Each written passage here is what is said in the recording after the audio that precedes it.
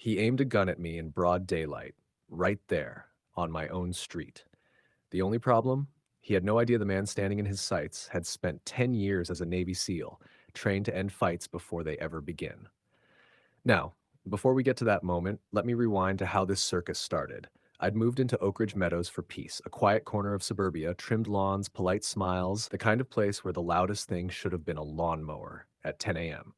After a decade overseas, all I wanted was sunlight, space, and mornings that didn't smell like gunpowder. But peace didn't last long, not with her in charge. Tina Marsh, the self-proclaimed queen of Oakridge Meadows, officially the HOA president, unofficially the neighborhood dictator. She ran this community like it was a military base, minus the discipline and plus a whole lot of gossip. Paint colors, mailbox sizes, grass height, you name it. She had an opinion. The first week I moved in, she stopped me mid-step on the sidewalk, clipboard in hand, and said, "We expect everyone here to follow the rules." I smiled. "Ma'am, I've spent most of my life following rules. I'll be fine." Apparently, that was the wrong answer, because her smile froze faster than a popsicle in Alaska. From that day, I was officially marked. First came the citations: improper storage of tools, unauthorized yard equipment, non-regulation flower pot color. Then came her so-called HOA security team, two wannabe cops with dollar store sunglasses and tactical vests that looked like they'd been ordered off Wish. And that's when things went from annoying to dangerous. Before we go any further, comment where in the world you are watching from and make sure to subscribe to Silent Divide Tales, because tomorrow's story is one you don't want to miss. You ever get that gut feeling that someone's about to test your patience and maybe your reflexes too? That was me, about a week later, walking home from a buddy's place just one block over. Sun high, asphalt shimmering, the kind of day where even the air feels lazy. The neighborhood was quiet. Kids' bikes toppled on lawns, sprinklers hissing, the sound of summer pretending to be peaceful. Then came the white pickup. It jumped the curb like it owned the place, skidding to a stop right in front of me. Doors flew open, and out came Tina's two favorite lapdogs.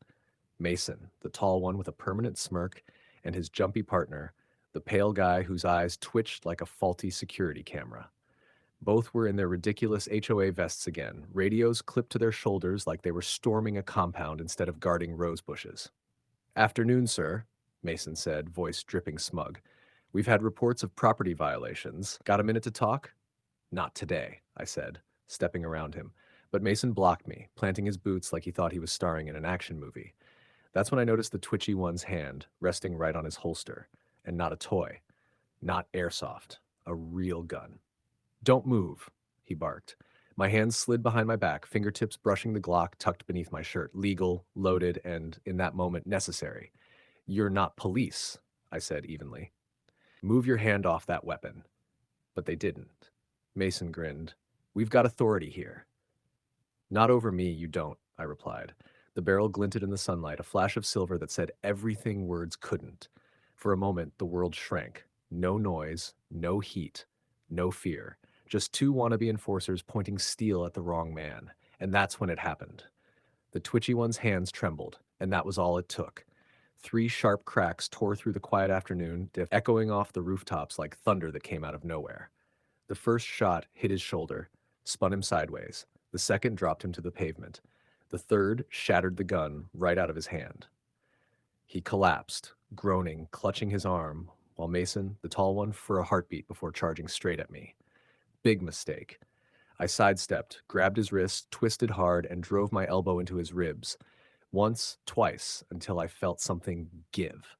He went down gasping, a mess of pain and disbelief, like he couldn't understand how a homeowner just turned him inside out.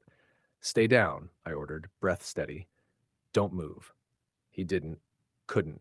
By then, the neighborhood had exploded into chaos. Porches creaking open, neighbors yelling, phones recording. Someone's screamed, "Call the cops." Another yelled, "They've got guns." I stepped back, Glock still lowered. "Weapons secure," I said loud enough for everyone to hear. "Self-defense," they pulled first. Mason wheezed. "We were just doing our job." "Yeah," I said coldly. "Impersonating officers isn't a job. It's a crime." Sirens started wailing in the distance, slicing through the chaos. I holstered my Glock, lifted my hands, and waited. I'd seen enough of these scenes to know the drill. The real police weren't going to assume the quiet guy was the good one. Three cruisers roared up seconds later, lights bouncing off every window on the street. Guns drawn, shouts everywhere. Hands where we can see them. Trust me, I said calmly. I'm not going anywhere. They cuffed me, standard procedure, while paramedics swarmed the two bleeding on the pavement. Mason was clutching his ribs. The other guy muttered something about Tina, or Karen as he called her, sending them. And that's when Sheriff Daniels showed up, the kind of man who's seen enough trouble to spot truth before you even say it.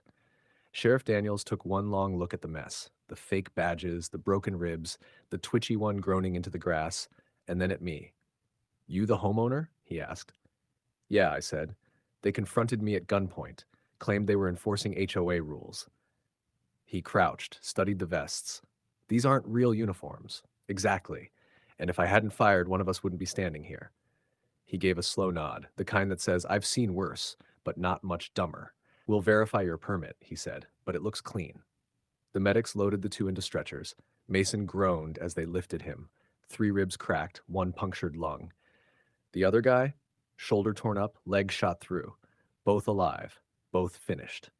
By the next morning, Oakridge Meadows was buzzing. Every porch cam, every phone, every neighbor with too much free time had captured the whole thing.